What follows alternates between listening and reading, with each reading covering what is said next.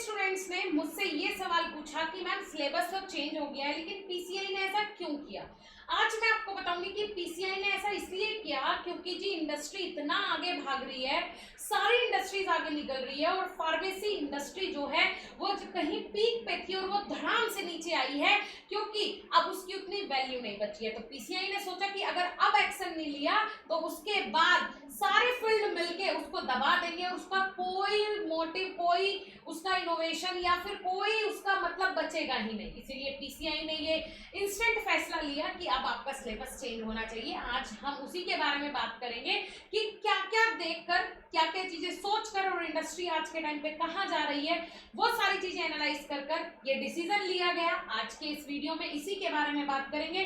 Video को शुरू करने से पहले चैनल को सब्सक्राइब करके वीडियो को शेयर कर देना, लाइक कर देना, जिससे कि ऐसी ही वीडियोस हम आपके लिए लाते रहे। चलिए जी वीडियो को शुरू करते हैं। तो आज का पॉइंट यही है, पीसीआई ने क्यों इतना बड़ा फैसला लिया, ऐसा क्या हुआ जो पीसीआई को अपना सिलेबस चेंज करना पड़ा। ठीक है, पीसीआई ने सिलेबस क्यों बदला। हर बदलाव के पीछे कोई ना कोई बड़ा कारण होता है क्योंकि एक पूरी कमेटी बिठानी पड़ती है, इतने सारे लोग आते हैं, उसके बाद इतना बड़ा कोई डिसीजन लिया जाता है। लेकिन वो डिसीजन लिया गया, इंस्टेंट वो लागू किया गया, ये अपने आप में बहुत बड़ी बात है क्योंकि ये पीसीआई का काम है।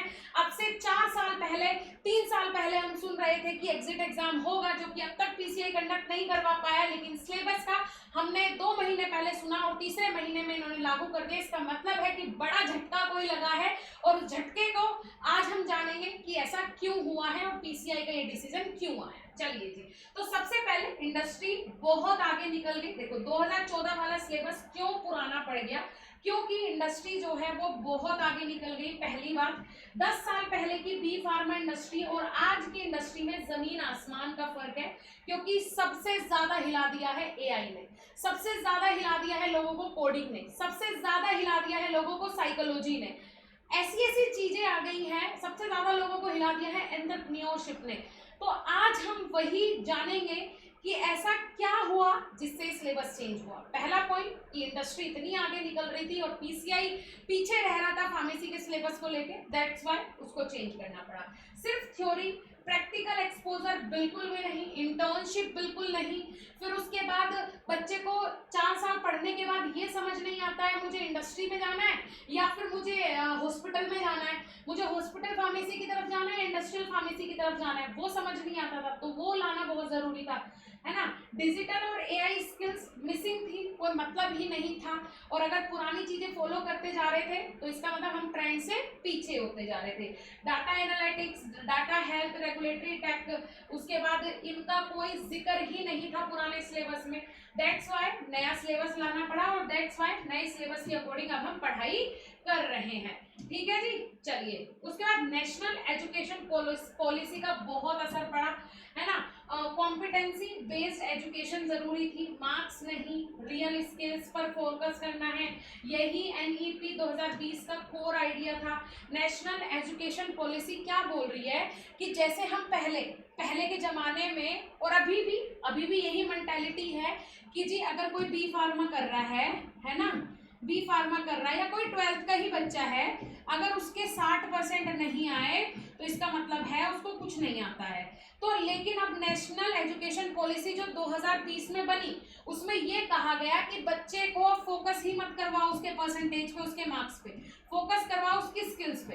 अब ये बात सोचने लगना कि मैम मेरे तो 30% आ रहे, 40% आ रहे, लेकिन मेरे अंदर तो बहुत स्किल्स हैं। नहीं बेटा, स्किल्स दिख जाती हैं और जिसके अंदर स्किल्स होती हैं कि एज ए स्टूडेंट तो सबसे पहले तो उसके मार्क्स ही इंक्रीज होते हैं, है ना। तो ऐसा स्किल्स मतलब उन्होंने कहा कि मार्क्स पे फोकस ना करके स्किल्स पे फोकस करवाया जाए, तो वही यहाँ पे आया। फिर उसके बाद आउटकम बेस्ड लर्निंग, स्टूडेंट क्या सीख रहा है, क्या रट्टा मार रहा है, ये फर्क मैटर बहुत करता है। जैसे मैंने बताया, सिर्फ मार्क्स मैटर नहीं करते, स्किल्स के साथ मार्क्स मैटर करते हैं कि आप सिर्फ पढ़ रहे हो या आप सिर्फ रट्टा मार रहे हो, या आप रट्टा जो मार रहे हो वो सीखने के बाद उसको याद करने के लिए मार रहे हो। बहुत कंफ्यूजिंग रहता है स्टूडेंट्स के लिए, तो अब उसी को क्लैरिफाई करने के लिए नया सिलेबस आया। रिसर्च और इनोवेटिव की प्रायोरिटी दी गई कि भाई जो रिसर्च है और जो नए नए इन्वेंशन बच्चे कर सकते हैं उनको प्रायोरिटी दी गई, ना कि सिर्फ थ्योरी को कि पढ़े जाओ। हर स्टूडेंट को रिसर्च का बेसिक एक्सपोजर मिलना चाहिए, इसलिए रिसर्च प्रोजेक्ट ऐड हुआ है, इसके अलावा कोई कारण इसका नहीं है। क्लियर हुआ जी?